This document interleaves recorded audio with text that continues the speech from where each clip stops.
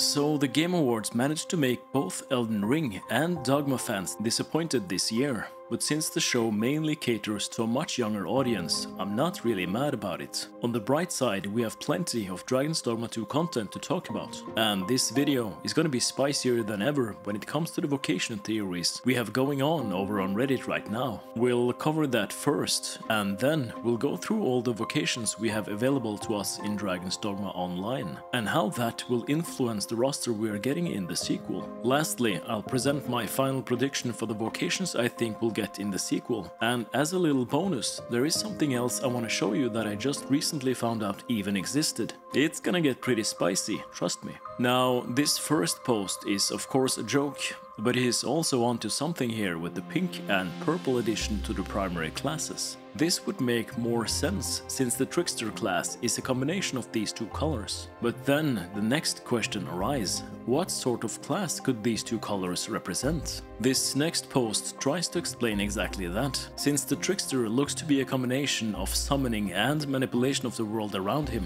This could very well be the new support vocations that together make the Trickster. But this new lineup of basic vocations bring major complications with it. The sheer amount of advanced and hybrid vocations this would produce is just not doable in any open world single player RPG. What I think is that we have been looking at this the wrong way all along. I'll get back to this later in the video. First, let's take a look at the vocation lineup we got in Dragon's Dogma Online. Personally, I think the MMO is greatly underappreciated and sadly overlooked by the community, but it can in many ways give us hints to what we should expect from the sequel. And some of the most important changes is taken directly from Didion. In this version of the game, vocations was sorted differently, and we would get 6 classes that focused on attacking the enemy, 2 classes with the role of tanking and drawing enemy attention, and 3 classes with a more supporting role on the battlefield. In total, there were 11 vocations that became available to us as we progressed the main story and certain quests. This certainly creates precedent that they will do the same in the sequel, and supports the theory that not all vocations are showcased yet. I have created a short playlist with gameplay of all the vocations in Didion, if you want to check it out for yourself and maybe get some clues to what classes we could get in the sequel. Now, before we get into the final lineup of all the vocations in Dragon's Dogma 2, I want to share this with you guys. In 2013, Capcom released a spin-off game for the iOS and PlayStation Vita.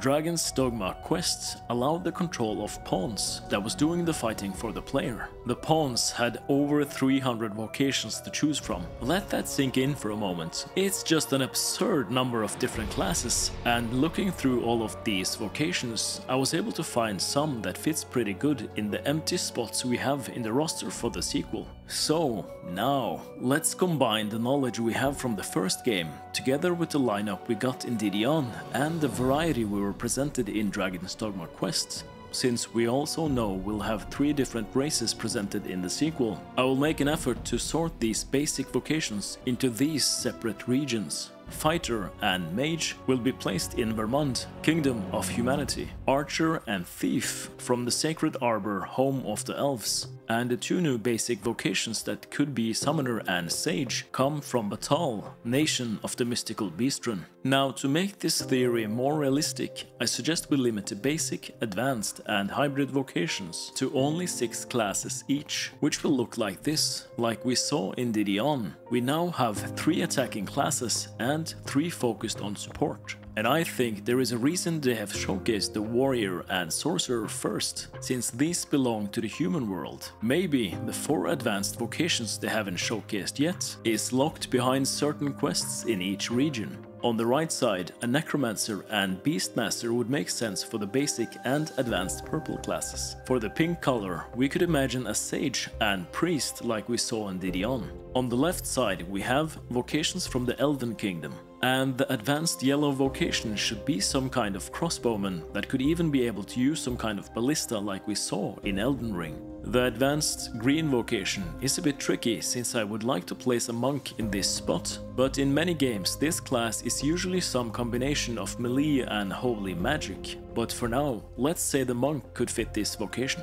Looking at the hybrid vocations, they have already showcased 3: Magic Archer, Mystic Spearhand and the Trickster. Let's follow the logic that each of these races will have a pure hybrid from their region, like the Mystic Spearhand and Trickster. That would leave us with a green and yellow hybrid from the Elves. This would actually fit perfect for the Seeker vocation we saw in Didion. This class would wield daggers and a rope to quickly maneuver the battlefield. The last hybrid from the Human Kingdom is, in my opinion, most likely a samurai class with a katana and throwing weapons like a kunai. So, a red and yellow vocation. There is a tweet that revealed Itsuno was studying katanas after Devil May Cry was finished, implying that he studied this for Dragon's Dogma 2. That leaves us with the very last vocation to make this complete. Looking only at the colors we have here for the 6 hybrids, there is 2 red, 2 blue and 2 yellow, but the green, pink and purple is only represented once here. Maybe this last vocation is a combination of green and either purple or pink. And looking back at Dragon's Dogma Online,